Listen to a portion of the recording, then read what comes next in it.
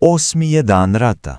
Dan je započeo sa potpuno nezamislivom i suludom operacijom od strane Izraelaca, koji su započeli prvu sofisticiranu kopnjenu operaciju ovog rata. Danas, u 1 sat posle ponoći, oni su helikopterima preletjeli teritoriju paralizovane i bezopasne Sirije, da bi ti isti izraelski helikopteri, opet sa njihovog vazdušnog prostora, prešli u Liban i iskrcali svoje elitne snage za specijalne operacije u malom mjestu Nabičit u šiitskoj dolini Beka, na istoku zemlje. 4 izraelska helikoptera su odmah došla u susret sa intenzivnom paljbom trupne PVO boraca Hezbolaha, saveznika Irana, koji su istog momenta gađali izraelske snage.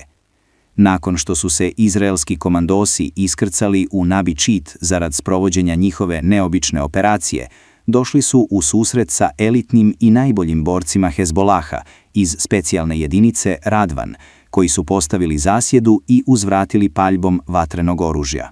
Borci specijalne jedinice Radvan su uspjeli veoma brzo da opkole izraelske komandose u području Nabičita, ali je ratno vazduhoplovstvo Izraela počelo da vrši intenzivna bombardovanja u obruču oko njihovih komandosa. Ovim potezom su odvratili borce Hezbolaha da opkole, pobiju i zarobe određen broj izraelskih komandosa. Potvrđeno je da je preko 10 Libanaca poginulo tokom ovih bombardovanja, najvećim dijelom civili. Komandosi su nakon toga u tom gradiću, koji je inače važno uporište Hezbolaha, tražili posmrtne ostatke davnog nestalog Rona Arada, izraelskog pilota nestalog tokom građanskog rata u Libanu prije 40 godina, kada su ga zarobili šiitski borci.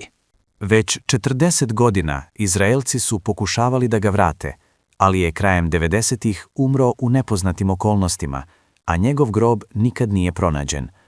Lokacija tijela je potpuna spekulacija i pretpostavlja se više mogućih mjesta, a sama lokacija je zaboravljena i od strane samih obavještajača Hezbolaha.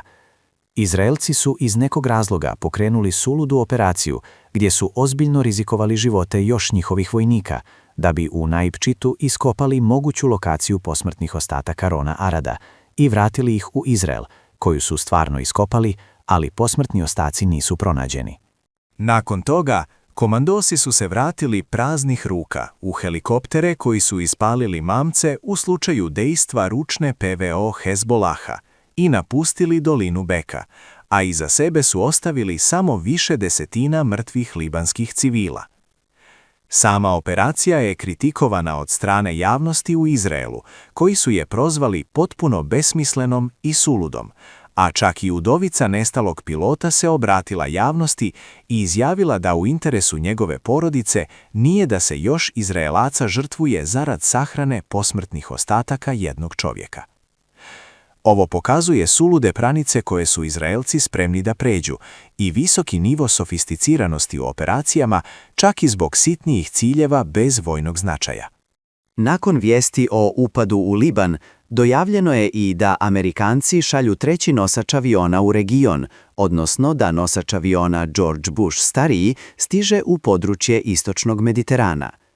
Američki nosači aviona nigdje ne idu sami, već uz sebe uvijek imaju stratešku grupaciju zvanu nosačka udarna grupa, sačinjena od brodova razarača, fregata, podmornica i raketnih krstarica, dok nosači na pisti i u letu imaju bar 60 do 70 aviona. Sami brodovi imaju i brojne PVO sisteme velikog dometa, a s obzirom da ih šalju u istočni Mediteran, čitava grupacija bi mogla učestvovati u vazdušnim napadima na Hezbola u Libanu i za pomoć iscrpljenoj PVO Izraela za odbranu od iranskih raketiranja i dronova. Nosač George Bush stariji je danas dobio sertifikat za borbena dejstva i trebao bi u narednim danima da isplovi ka Bliskom istoku. U drugu ruku, jedan od 2 aktivna američka nosača, Gerald Ford, je danas isto tako prešao Suetski kanal i spreman je za aktivna borbena dejstva u Crvenom moru. Isti ovaj nosač je tokom napada na Hute u Jemenu preprošle godine bio aktivan, te su im dejstva u ovom regionu potpuno poznata. Povrh svega ovoga, zvaničnici iz Velike Britanije su izjavili da će nosač aviona HMS Prince od Walesa biti spreman za moguću akciju na Bliskom istoku. Britanci su već dali svoje aerodrome na Kipru Amerikancima na korištenje, te je vrlo vjerovatno da će dalje pojačati svoju aktivnost u sukobu protiv Irana. U ostalim vijestima, Iranci nastavljaju sa napadima dronova i navođenim raketama, a danas su se napadi istakli u području grada Dubaija. Ovdje su Iranci uspješno pogodili trafostanicu, pored Dubajskog međunarodnog aerodroma, i još jednim dronom pogodili glavnu zgradu aerodroma, čime dalje onemogućavaju njegovu upotrebu. Povrh toga, u čitavim Emiratima vlada totalni haos, gdje ljudi u panici kupuju životne namirnice, te se sve police prazne. Važno je napomenuti da Emirati zavise od uvoza za 90% zaliha hrane i vode, te da će dugoročan sukob vjerovatno izazvati kritične nestačice. Ono što je isto tako važno jeste to da je predsjednik Irana Masud Pezeškijan u vezi nedavnih napada na teritoriji Azerbejdžana i Turske izjavio da oni neće raketirati ni jednu susjednu zemlju koja ne pruža kasarne ili podršku Sjedinjenim Američkim Državama u napadima protiv Irana. Iranci su također negirali napade na Azerbejdžan i Tursku, tvrdeći da oni nisu izveli te napade. Ovo pokazuje da Iranci žele da smanje eskalacije sa Azerima kako bi se izbjegao njihov napad na Iran. Također su zvaničnici iz vojske i Iranskog revolucionarnog gardijskog korpusa dodali da ne namjeravaju da gađaju zemlje sa mirnim odnosima prema njima poput Turske, Azerbejdžana i Omana, te da će opet samo gađati američke i izraelske interese i infrastrukturu u regionu. Izjavili su da nemaju problem sa Azerbejdžanom i da će jedino izvesti vojne akcije protiv njih ili bilo koga drugog ako potpomognu neprijateljima Irana. Azerbejdžanu je zatim kasnije naređeno od strane Irana da trebaju da protjeraju sve izraelske zvaničnike i njihove asete sa teritorije svoje zemlje, ako ne žele da postanu meta Iranaca. Trenutno je nejasno da li je ovo neka igra zvaničnika Irana da bi zbunili Azerbejdžan uoči mogućeg napada.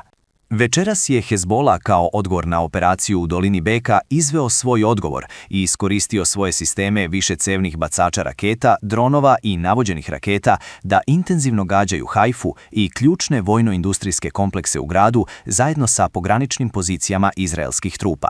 Izraelci su intenzivno počeli da angažuju sistem gvozdene kupole širom sjevernog dijela zemlje, dok Hezbola vrši neprestalna i intenzivna raketiranja koja nanose dodatan pritisak već iscrpljenoj mreži PVO Izraela. Potvrđena su bar 2 pogotka u području Haife sa navođenim raketama, ali nije poznato šta je pogođeno. Paralelno sa ovim, Amerikanci i Izraelci su započeli da gađaju naftna skladišta i rafinerije u Iranu, koja su buknula u plamen nakon bombardovanja. Vrlo je vjerovatno da američka koalicija gađa ekonomske mete Irana zbog nemogućnosti da unište njihove balističke rakete, skladištene u bunkerima unutar planina. Ako želite da ostanete u toku sa svim vijestima sa Bliskog istoka i ratom koji se razvija iz minute u minut, pretplatite se na kanal Balkan Front i kliknite zvonce kako bi ostali obaviješteni o novim reportažama.